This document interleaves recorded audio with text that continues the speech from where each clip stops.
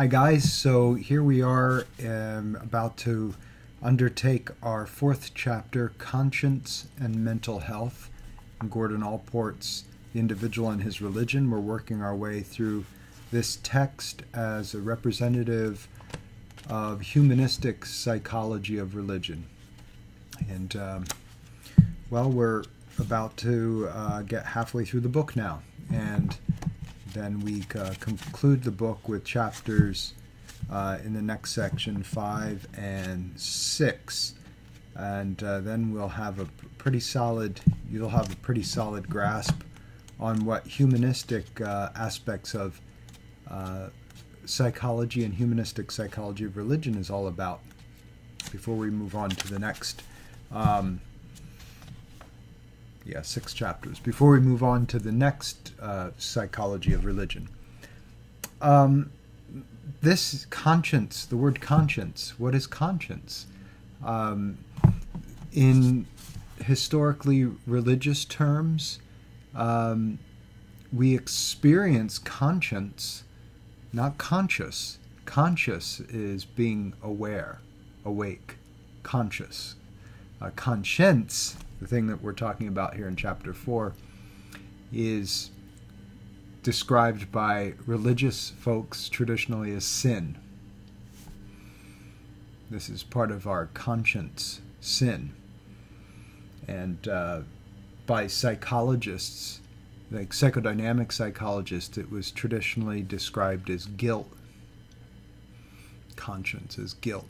Freud famously called guilt the fear of the loss of love. He said next time we feel guilt, whereas the religious people would have us ask ourselves, what did we do wrong? Freud would have us ask ourselves, whose love do we fear losing? Cognitive psychology calls it cognitive dissonance. So the religious folks will call it sin, this conscience. The psychoanalytic folks call it superego or guilt.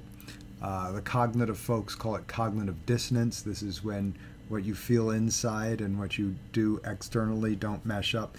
And if you can see here, we've slowly gone morality, this idea of right and wrong, we've slowly sanitized from religion. There's a strong sense of right and wrong with sin, rules that you don't question, you just act on.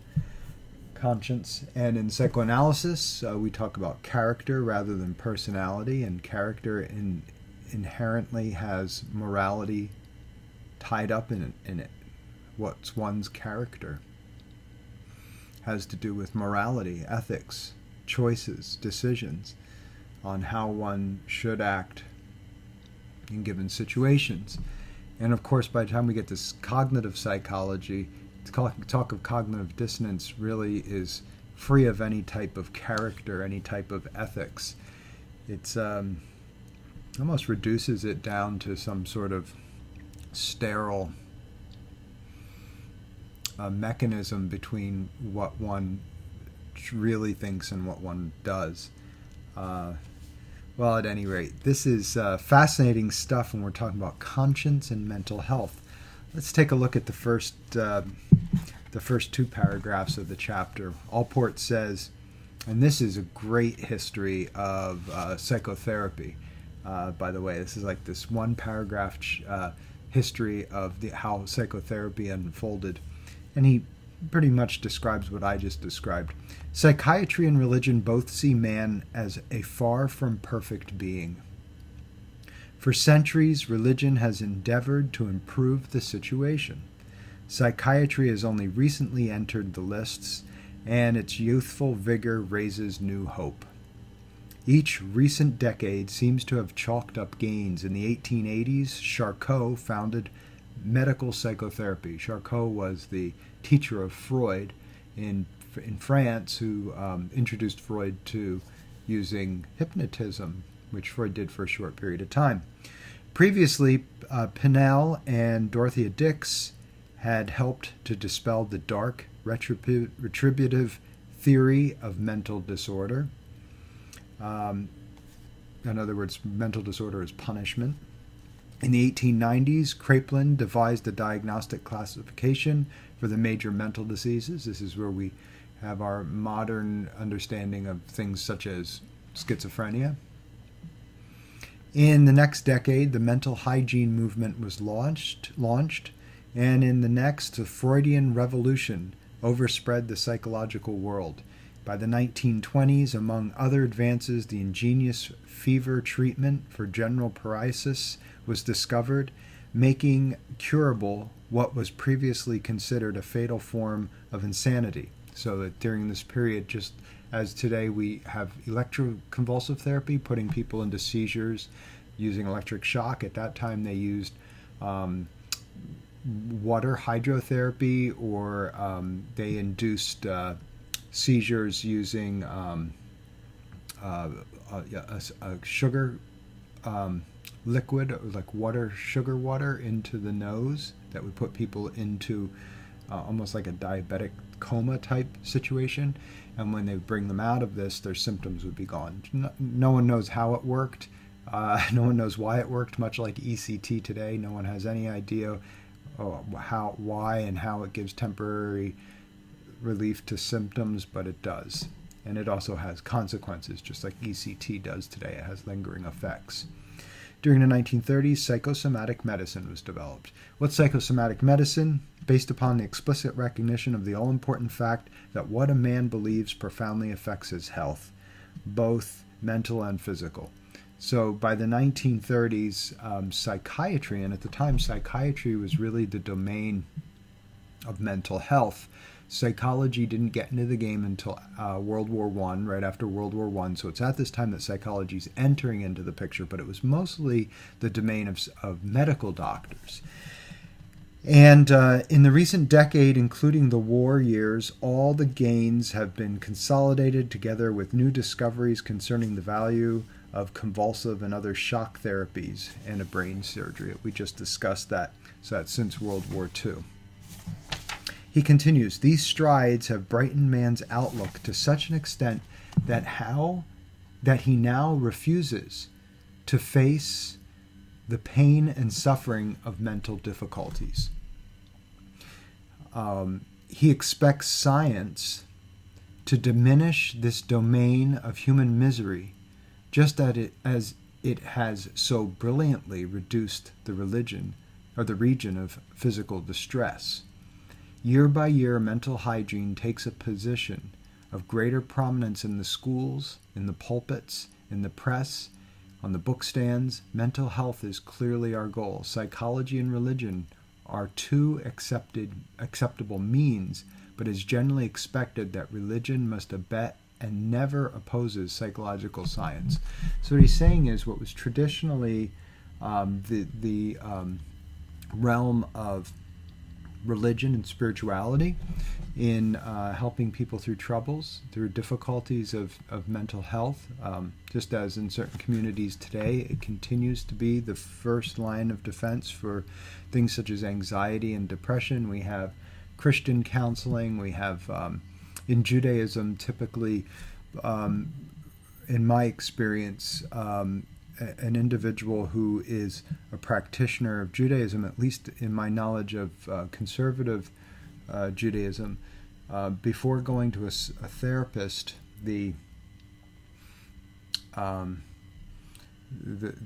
member of the synagogue would go to the rabbi and discuss the issue with the rabbi and ask the rabbi's permission, I guess it could be said, or acceptance or agreement that the individual also sees a psychotherapist.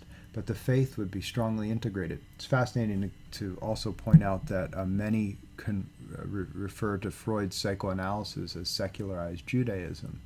There are a lot of similarities, and many of the insights that Freud shared and systematized in a secular, non-religious way came from Old Testament Judaism. Old Testament from the Christian point of view, from the Hebrew scriptures, in other words. Things like dream analysis. There are so many instances of dream analysis in the Hebrew scriptures. What the Christian church refers to as the Old Testament, the Torah. So what Allport asks is, he describes that now the psychotherapy has, for the most part, become the first line of defense in our culture, in American culture, for dealing with issues.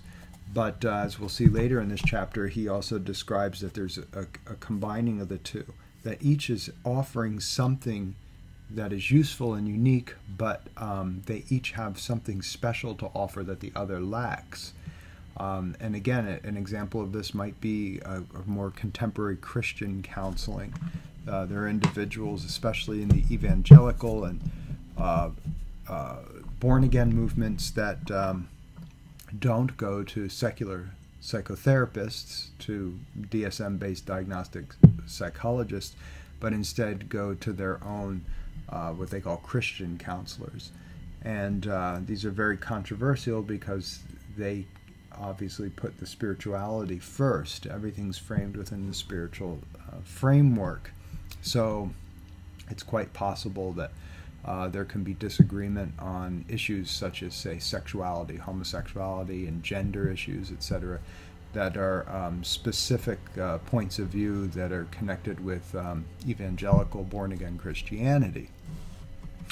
So these are all interesting things to think about. He asks next in this chapter, how successful is psychotherapy? And he points out, firstly, that the goals of religion and psychotherapy are very similar. You're coming to deal with these big questions of existence, these struggles that we encounter. But how successful is psychotherapy, asks. And he answers it this way. We know, too, that in recent times, social disorganization in the guise of war, mass persecutions, divorce, delinquency, show upward rather than downward trends. The suffering of individuals has not lessened, but has been bitterly aggravated. Hence, statistically viewed, the success of modern psychotherapy has been up to now not merely negligible, but negative. He continues, it is not psychiatry, but the sciences of government, sociology, and of human relations that have overslept. If the psychiatrist is at fault at all, it is because he does not see clearly enough that mental health and disease are to a considerable extent dependent upon the social setting. So what he's telling us here is, when we see these issues of the social issues that were being faced in the 1950s, we're talking just eight years after just 3 years after the end of World War II. This 3 or 4 years, so if this was published in 1950, World War II ended in 1946, so this is it's all fresh. The Holocaust is very fresh. It's just in this time of this writing has just happened. And he's saying, we're not doing very well. Look at all the problems we're having in the world. Psychiatry, psychology, psychotherapy, let's just call it psychotherapy, isn't helping too much based on all the issues that we're facing in the world. And he says, what one has to realize is that this is not that psychiatry or psychotherapy isn't the problem. Social issues are the problem. Politics are the problem. Authoritarianism, anti-Semitism, nationalism, all of these things that he's calling government, sociology, and human relations. This is where where the failure is taking place for humanity, not necessarily psychotherapy. If the psychiatrist is at fault at all, is because he does not see clearly enough that mental health and disease are to a considerable extent dependent on the social settings. So in other words, one is not depressed because they have depression. One is reacting with depression to social situations that they are in. Or maybe another person reacts to anxiety. This is different than a DSM medical diagnosis model that one has depression or one has anxiety. In this way, with the person's character structure, symptoms manifest in a unique way. So, for example, if your if your personality structure, your character structure is one that would be inclined towards depression or anxiety, when things go wrong in your life or when you feel a lack of control, the symptoms are going to manifest differently in your personality structure than they will in my personality structure. And perhaps my personality structure leans towards, I don't know, oh well, dropping out, what can I do? Like a leaf floating down the river and just going with it. And in its extreme form, this is slipping into psychosis, into fantasy world, losing touch with reality. This person doesn't think they can control anything, so they just lose all volition and all autonomy. Maybe you're an individual who gains a sense of security by controlling everything, making more rules for yourself, buttoning the top button a little tighter and putting on your tie and three-piece suit when life gets tough, buckling down and just focusing and like a train on the tracks going full speed ahead. And this might be that's what we call obsessive compulsive disorder. Trying to make more rules, trying to control everything to get a sense of safety. You see, my style, your style are both trying to achieve the goal of surviving in a difficult situation. The manifestation is not a disease, it's not a disorder that one catches. It's something that's intimately embedded in our personality structure. This comes from character personality psychology, mostly psychoanalytic. So these are, it's a way of looking at things that might be fresh for some of you, especially if you've only been introduced to the medical model of DSM checklist diagnosis. You have this, you have depression, you have bipolar disorder. This is a way of looking at things in a much different way. Personality structure, character structure as the filter that a desire for control comes through. Allport continues saying, few medical men realize fully that the truth that what the patient believes profoundly affects his health. Untrained in psychology, in psychiatry, in psychosomatic medicine, and bewildered by the irrational troubles of their patients, physicians often prefer to treat ailing organs rather than ailing persons. The modern hospital in which they labor are usually well stocked with a laboratory, radiological, surgical equipment, but little or nothing for the human mind.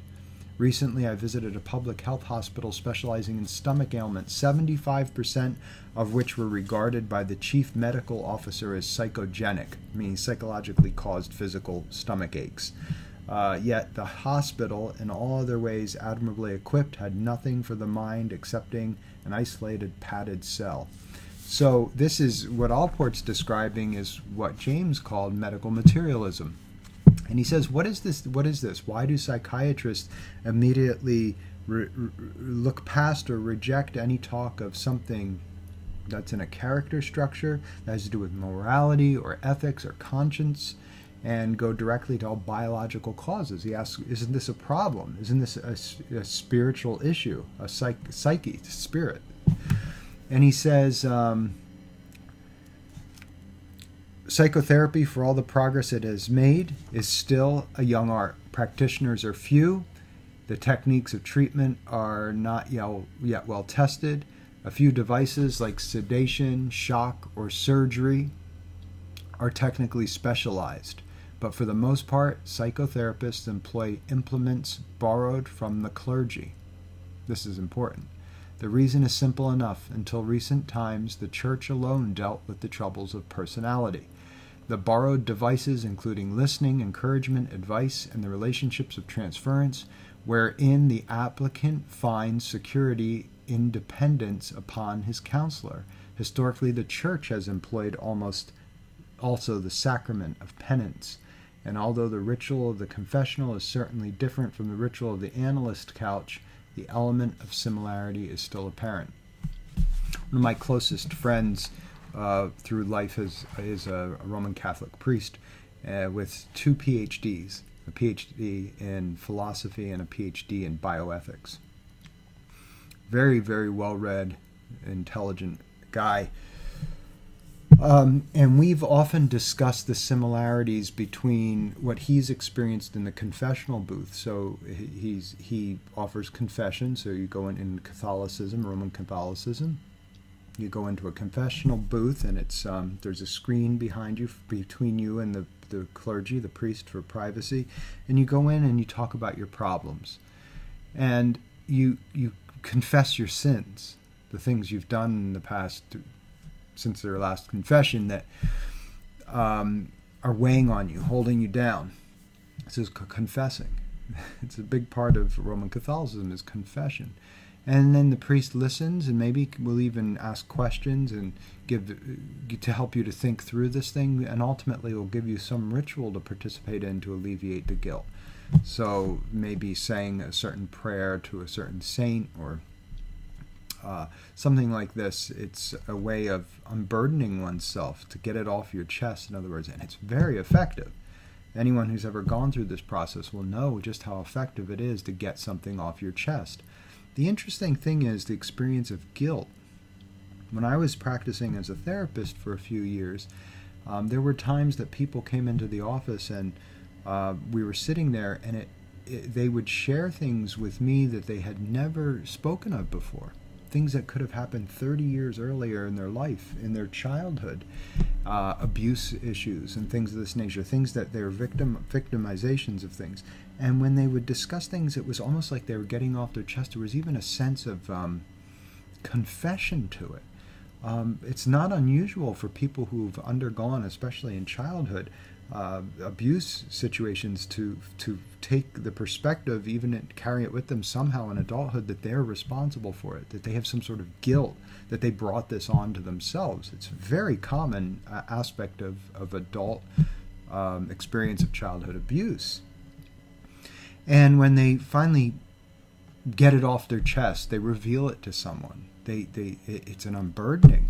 This is what Allport's talking about when he's saying that our bag of tricks as therapists have their origins in the clergy's bag of tricks, in other words, in the rituals.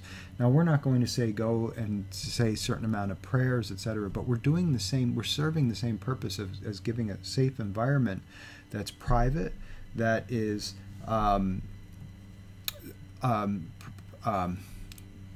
confidential. The word wasn't coming. Confidential. In other words, it's just between the therapist and the patient, and we're giving this place for unconditional positive regard, where they won't be judged for this, but they're given the opportunity to unburden themselves from whatever they've been holding on to, hiding. This is what Allport's referring to. The next section, psychotherapy and religion. Allport's you're going to hear a lot of what I just described to you, but in Allport's terms. For example, why is the cure of souls gravitating more and more out of the hands of the church and into the hands of the psychiatrists? And there's several reasons, he says, and these are more criticisms of psychology than anything. There are several reasons. For one thing, people prefer to look at physical causes of their difficulties, and the psychiatrist, being a medical man, may find such a cause. If he does, then the patient is saved from the necessity of facing up to the realities of his inner life. A cause in the body is less disturbing than a cause in one's character. The pastor, he fears, will not sense the possible physical basis of his trouble, but may confuse mental, physical, and moral aspects in a manner that will be humiliating. The pastor, he feels, may at inappropriate moments preach or pray or pass moral judgment. We have this today. It's very popular for, say, a parent who has a child with some sort of behavioral problem or emotional problem to be given a nice medical DSM diagnosis of ADD or ADHD or something like this, which has a more medical or biological or genetic feel to it, than to have to maybe question it if it has something to do with their parenting or it has something to do with their personality that's reflected in the child. And this is controversial. This is very controversial. So we often get behind it until and agree with this until we're the ones faced with the responsibility for the issue. So when you're a psychotherapist, it's been my experience, and even just after teaching for 16 years now, we'll discuss things in class, and students will become very upset if it's suggested that somehow a problem that's personal to them, family member, or they themselves experience it, has decision-based origins or experience-based origins rather than biological origins. There's something alleviating when the parent feels, it wasn't my fault that the kid's having problems. It's something biological. And this is what Allport's saying. Psychiatry, psychotherapy, what we say DSM-based medical model psychology, he's saying is very popular today because it removes blame. And he's not saying that's a good thing. Let's be clear about this. It means that suddenly responsibility is gone, and we can say, I'm depressed because I have depression. It's my genetics. And the volition's gone. The autonomy's gone. It has nothing to do with the decisions I've made in life or the parents' decisions and the circumstances that I'm in as a child, etc. And we could, I'm sure everybody here knows of all the examples that could be given to this. And we're in a time, as well as we study in clinical psychology, where it's some of us experience it as a dangerous time. I know I have views that are often contrary to the popular view that's taken in medical psychology, medical model psychology, DSM, diagnosis-based psychology. And if you don't agree, if you have valid arguments against this, you're seen as ignorant merely because you're not following the popular protocol. So you could find yourself maybe with working with children, and you take the position that they're going that clearly what they're going through is a mirror of their situation at home, the parents' personality disorders and issues of narcissism, and the insurance company insists that you have to have a diagnosis of Asperger's or ADHD for the child. And this has nothing to do with ADHD or Asperger's in your mind. It has to do with the family situation at home, the children reflecting clearly the narcissistic parent, the parent who's putting their own narcissistic ego in front of their child's. And this is an example that can be very controversial, and people who only read the textbooks and don't read it more broadly in psychology and maybe think more and question the status quo run into a great deal of criticism today.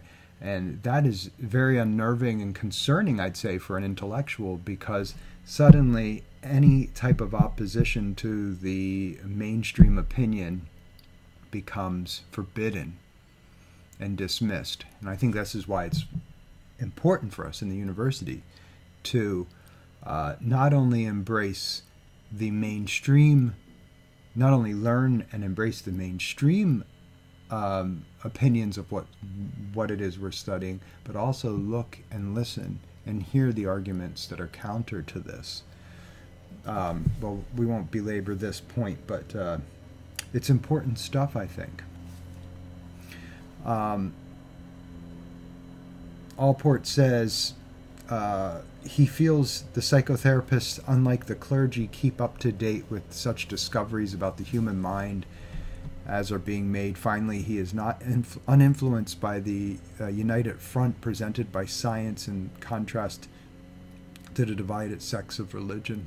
So, religions, what he's saying is that people look at psychology, psychotherapy. He's calling it psychiatry because at the time psychiatrists were the psychotherapists. It's different today. Psychiatry is mostly prescription medicine more than talk therapy. But let's say psychotherapy in general. what he's describing here is to the outsider. I mean, most of the students that I encounter in their first year of study live under the illusion that psychology is some nice, neat science where everybody agrees and does things in the same way. And then the longer you're in psychology, you realize that it is super fractioned. The 7 schools of thought each have their own 7 different explanations for absolutely everything we look into and study. And they don't agree with each other. But the outsider looks at psychology and thinks, oh, this is science. This is something I can trust and it's evidence-based, etc. Not like religion. And look how soupy of a mixture and mix-up religion is. Everybody has different beliefs and they're going to war and fighting. Well, in psychology, we might not be having wars, arguably, but the same sectional sects, S-E-C-T-S, sects, these fractioned paradigms, schools of thought, are in disagreement with each other and they're fighting each other. In many ways, disparaging each other. In other words, it's just as tumultuous as religion, but to the outsider, to freshman psychology students, and to many people you'll meet just out in the street, they don't understand that psychology is just as confusing and in disagreement as most world religions are in many of these issues. But because it has the appearance of being more systematic, maybe because people are less aware of the intricacies of psychology, it's more appealing than religion, has become more appealing than religion has become.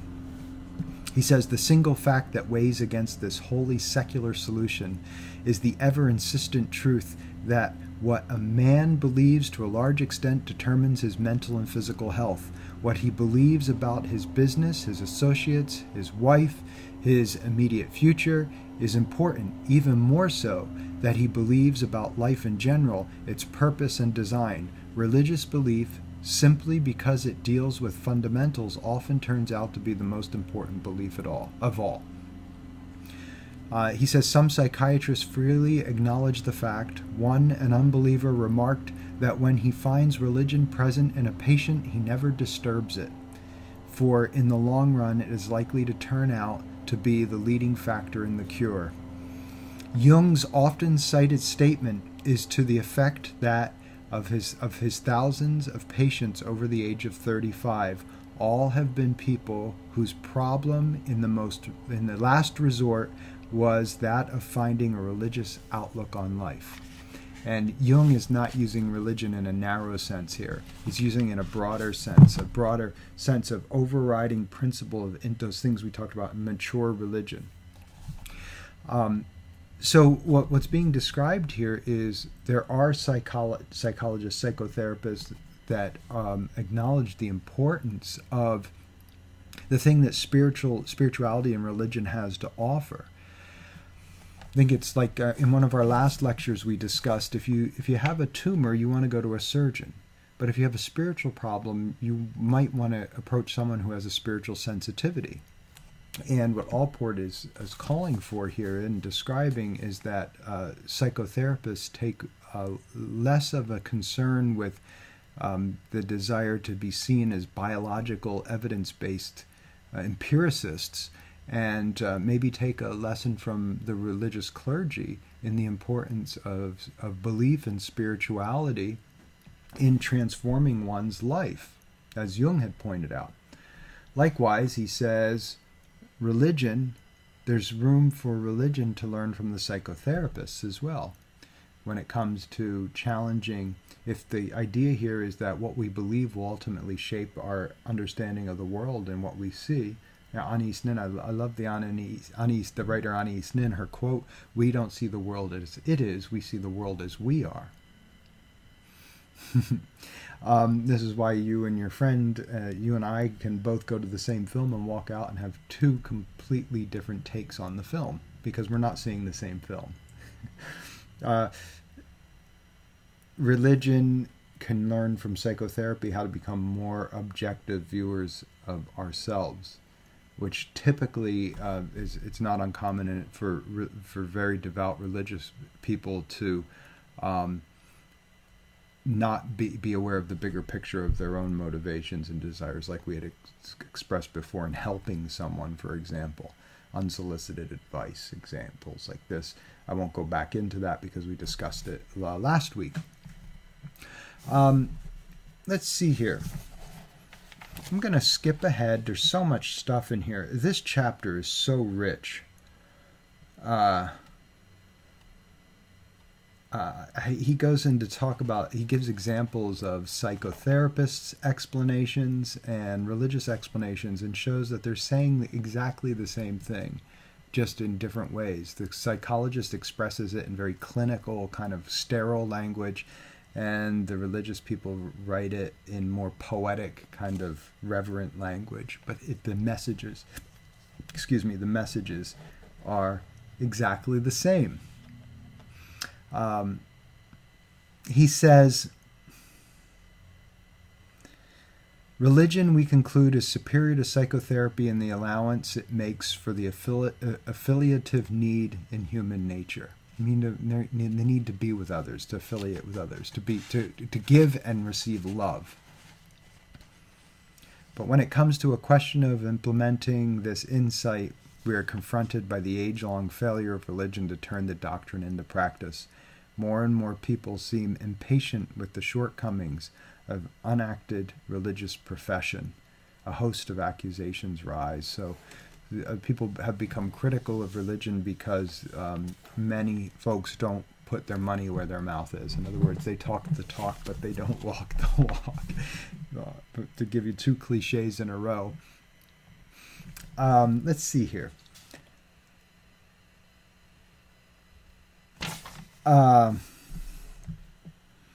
Let's go to I'd like to make a few comments here since we're heading up pretty long on conflict and conscience.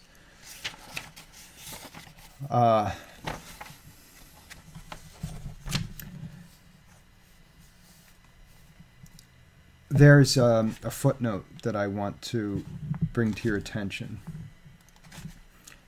The footnote is, it comes toward the end, before aspects of integration. I don't know which edition of the book you have, but it comes toward the end of this section, and it says, the distinction between an immature and a mature conscience is helpfully discussed by Erich Fromm in Man for Himself.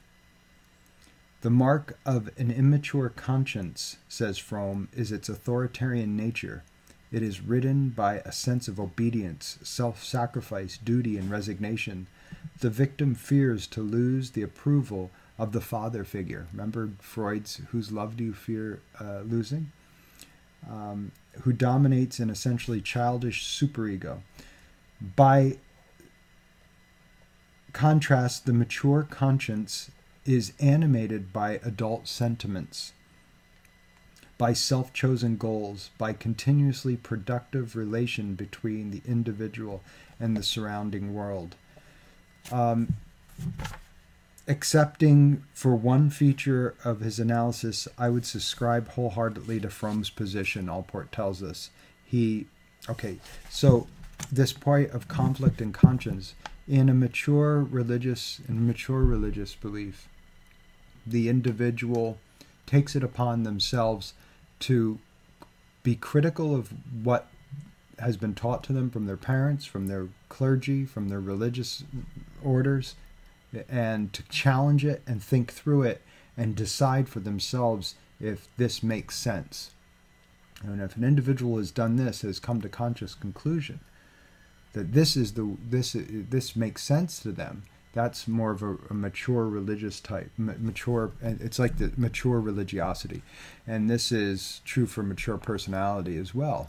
And Fromm describes this. The individual who has come to develop their sense of self based on their own internal compass, sense of self, rather than always reflected from the outside. The difference between who am I and who do people want me to be. And in humanism, this is called a miscarried autonomy. Miscarriage. You know what a miscarriage is? This is when a fetus dies before birth. That's a miscarriage. Well, the miscarriaged autonomy is when our sense of individual self it does not develop and it becomes dependent on an external source. Who am I? Not what I think, not what I believe, but always what doctrine tells me, what the church says, what mom and dad believe, what the society says. People surrender themselves to the order that don't have an internal sense of self. We can say patriotism is a form of this. An individual who doesn't develop a strong internal sense of self, but puts all of their sense of self on symbols of the motherland or the fatherland, the flag, etc., symbols of patriotism. Patriotism is often seen in psychology as a form of miscarried autonomy. Individuals who have a strong sense of self usually don't have to prop themselves up with symbols of society, so patriotism or religion, etc. This is the argument coming from this. So a mature religious belief would not have to feel necessary to prop itself up with the doctrine, but has room for the doctrine in their life to accept and to agree with autonomously, volitionally. Volition means self-directed, autonomy, under their own decision-making process, not because they're risking losing love of someone else or risking the responsibility that comes along with making decisions for oneself. When someone follows the ideology of a system, they relieve themselves of responsibility, is the argument.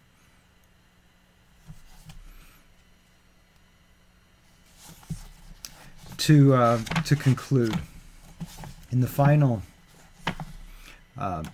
part of this chapter, please make sure you read this chapter very closely, because I'm skipping over so many rich passages that have so many insights about the psychology of religion.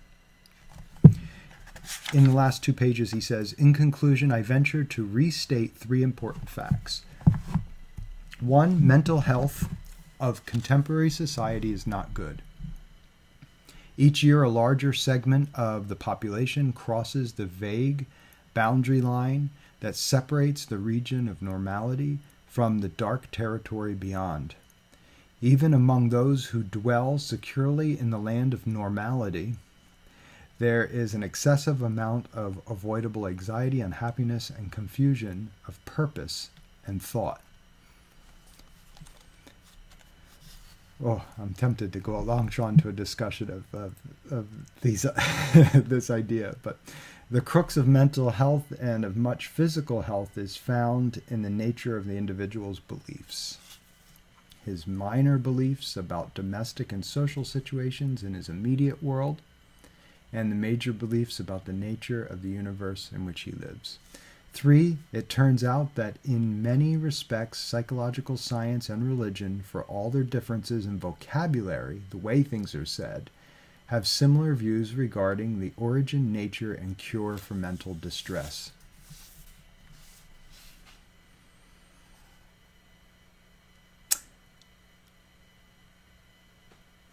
Although different kinds of people, according to the state of their own conscience, sentiments, and present wants, respond variously to different therapeutic opportunities,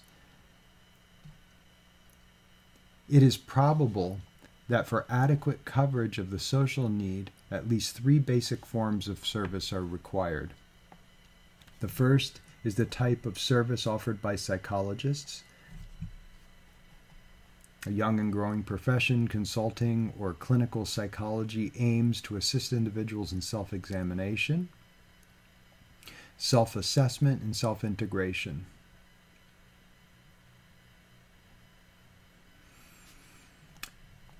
It has been discovered that under appropriate circumstances, the individual facing a permissive, non-censorious listener, in other words, someone who listens without judgment, with a will to explore his life situation candidly, can, in the course of comparatively few hours, review and place in order his own values, consult his conscience, estimate his assets and liabilities, and size up conflicts, and often discover courses of conflict that become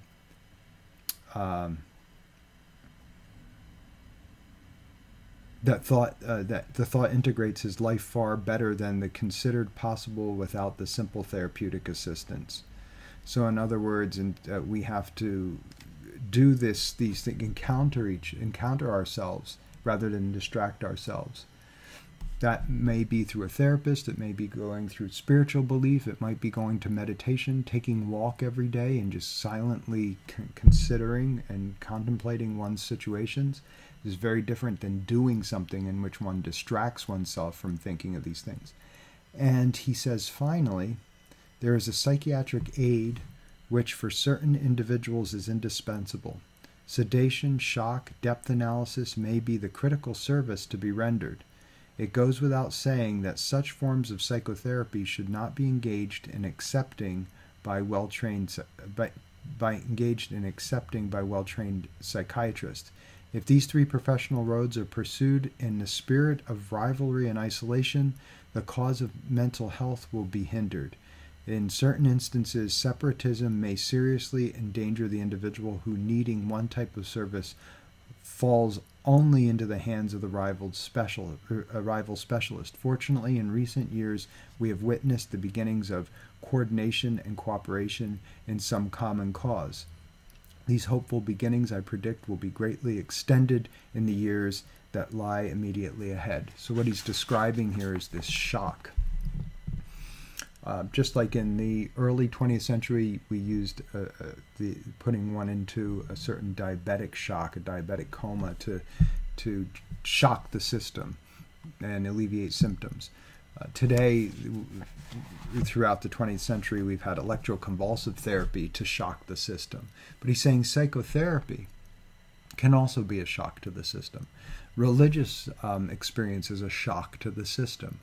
In other words, when we are introduced to ourselves from the first time, when things are revealed to us about ourselves from the clergy or from the psychotherapist, it sometimes surprises us. We say, oh, and the shock reorients us in our approach in how we view ourselves and how we position ourselves in our lives. Anyone who's been through a really good psychotherapy session where they see themselves in a new way by the time they leave, or if you've had a class where you sit in the lecture and you leave, as Eric Fromm described, not necessarily knowing facts about anything, not necessarily having a bullet list of things that you've learned, but you leave knowing that your life has changed from whatever has taken place in that lecture. That's a shock. That's a shock, a psychological shock. And he's saying that this exists both in the religious experience and the psychotherapeutic experience, that somehow we, through revelation, through an aha moment, through epiphany, it's a shock to the system that ultimately alters what we believe, which results in altering what we experience in the world and how our physical self responds to that, to those beliefs. Okay, so that is a rather brief. I skipped so much. You have to read it. You have to read it if you're serious. If you really want to do this, if you really want to be a thoughtful psychologist one day, make sure you read.